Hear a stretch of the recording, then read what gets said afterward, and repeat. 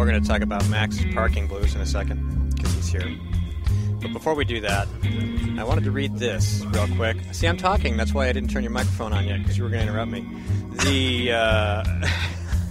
Molly Hemingway over at The Federalist has a great article about the left freaking out after the Amtrak cash, and she writes, The theodicy of federal government requires an explanation that defends the goodness of government control or subsidies into the given sphere.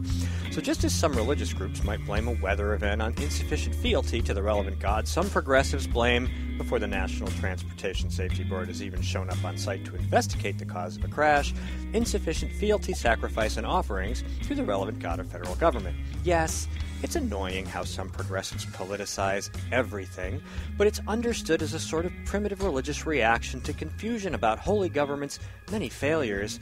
It at least helps explain why they do it. Let's see what headset Max is on. I don't know. I'll try this one. How about this one? Oh, awesome. Nailed it right on the first time. All right, so we got about 14 minutes, and then we have a guest, and then we have some more time. So, welcome. Sorry I'm late. Hi there. It came as fast as I could, but my steering wheel started shaking like crazy, and I thought there must be something wrong. So I pulled over the side of the road. I couldn't find any rocks in the tires. There weren't any loose lug nuts. I was looking all over the car. So I finally said, I'm going to have to take this to a mechanic. So I jumped back in the car and had to merge with three-way traffic, which is doing 70. This is on Route 101. And it's not just any car. It's an Acura RSX. So I merged with traffic in about 6 seconds. So I just revved it up to 8,000 RPM, took it all the way through the gears, and I was up to 70 immediately, and just all of a sudden it smoothed out. I think it was something with the engine, or maybe the way the clutch was engaged. Who knows? We'll find out when I get it looked at. But yeah. We have three special elections, past, present, and future. Dennis Green was just elected. Republican, and a very good Republican, and a friend of Ken Weiler.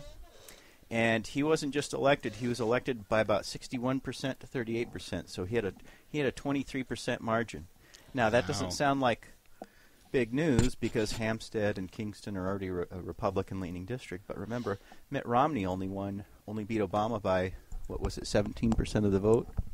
So the fact that here we are in a special election, and we not only won, but we won with a significantly larger margin there. Now, Dennis Green did campaign very hard, but the next special election coming up is Yvonne Dean Bailey running against Maureen Mann. And a topic of much discussion. And the Liberals are scared. And they're putting out liars and lying liars with lying emails. So before I move on to the Yvonne case, I was standing holding a sign at the polls in Kingston, which it's not in my district, but it used to be right next to my legislative district before they redistricted my district. And Ken Weiler was there. We had a couple of other former state reps come in. We had a lot of volunteers come in. And Croteau had a lot of Democrats standing over by the street. You know, as cars are driving by, you can't really see the signs. We're standing right next to the polling place. We're standing right where people come in. So we picked out good locations at both polling places. And once again, as the Democrats came by, they wouldn't even look at us, let alone say hi to us. There are more and more of these Democrats moving in from other states trying to turn New Hampshire into a Democratic state and push their big government policies and turn us into another Massachusetts. But they won't even look at us. They won't talk to us. They won't wave. We smile. They won't even make eye contact. So you can tell why they're there at the polls. It's just to push their candidates. I've said that at the polls in Hollis. You can tell the Democrats because they won't respond. They don't make eye contact. Won't respond to a hello or anything. They've cut themselves off from society. They won't listen to smaller government, decentralized government. They won't hear about free market solutions. They don't want to hear the Republican line. They don't want to hear about our ideas. They just want to limit themselves to the whole safe, progressive, repeat the same message over and over again, and they don't want to question anything. Well, they're making their stereotype known, where we often say, liberals are just wrong or deluded. They think we are evil, therefore all of our ideas are evil as well. And as Steve was mentioning about upon the altar of God, the government type of deal, how dare you speak heresy? that makes you a subhuman, so they don't want to talk to you. And there may be some people who are saying, Skip, you're being very pejorative. Well, unfortunately, that's the way it is. Really bad. Okay, go ahead. So the next special election is coming up this Tuesday. Yvonne Dean Bailey is a 19-year-old. She's running for state representative for the first time in her life. She's a college student who was widely criticized and ridiculed and mocked as not going along with the liberal line at her college. Now she's running for state representative. And she was kind of holding the torch for liberty and conservative values at her college. And now she's running for state representative. I think she's a very good candidate. Ironically, she came out and volunteered to help with the Dennis Green campaign and was doing poll watching and that kind of thing, going to the different polling places. And she's very bright. She's a very intelligent young lady, and I think she'll make a terrific state representative. Now, there was recently a scandal. Carl Gibson, who was a volunteer who was, quote-unquote, fired or let go from the campaign before all of this happened because he was arguing with Marine Man for... he wanted to go more left. To the left. Which made me laugh out loud. How do you go more left than Marine Man? That's my problem. I'm like, what's to the left of Maureen Mann? The answer? Nothing. Not even Obama? Well, they're from the same cloth. I mean, they're not. She's been working that. They've been trying to portray her as a moderate.